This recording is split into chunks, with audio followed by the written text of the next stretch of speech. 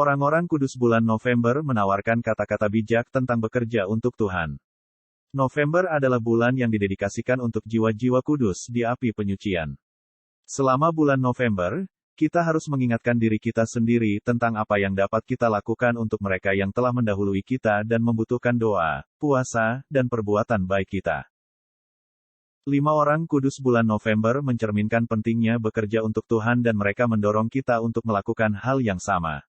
Kita dapat beralih ke kata-kata mereka pada saat kita membutuhkan pengingat yang baik.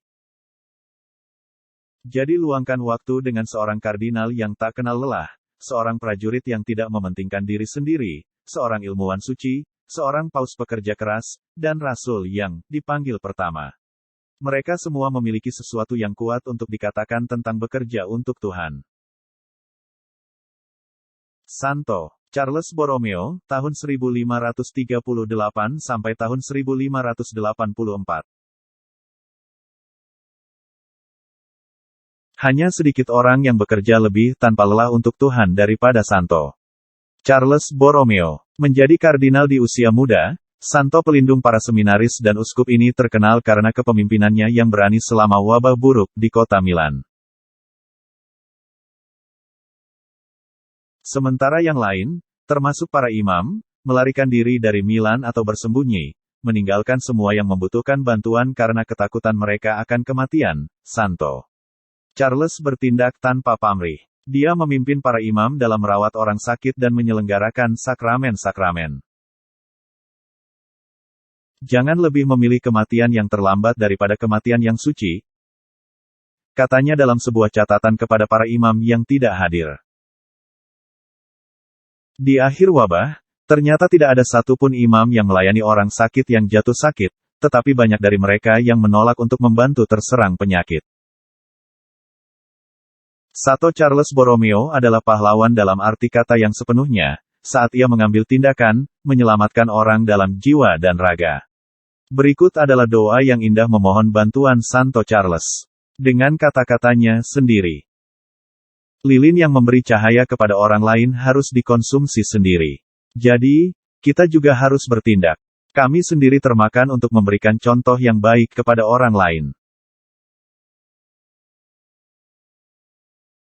Santo Martin dari Tours, meninggal 397.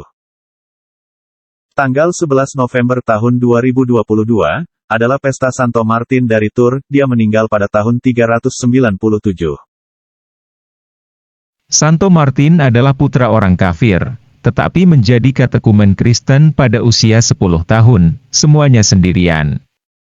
Dia menjadi tentara Romawi dan terkenal membagi jubahnya menjadi 2 dan memberikan sebagian untuk menghangatkan seorang pengemis yang kedinginan. Dalam mimpi malam itu, Santo Martin melihat Yesus mengenakan jubah dan berkata, "Martin hanya seorang katekumen tetapi telah menutupi saya dengan pakaian ini." Ketika Martin mengundurkan diri dari tentara Romawi, dia menyatakan bahwa sudah waktunya baginya untuk menjadi seorang prajurit bagi Tuhan. Santo Martin menjadi uskup Tours pada tahun 372. Ini adalah novena untuk Santo Martin. Dengan kata-katanya sendiri. Tuhan, jika umat MU membutuhkan saya tidak akan menolak pekerjaan itu. Kehendak-Mu selesai. Santo Albert Agung, tahun 1200 sampai tahun 1280. Tanggal 15 November 2022, adalah pesta Santo Albert Agung, tahun 1200 sampai 1280.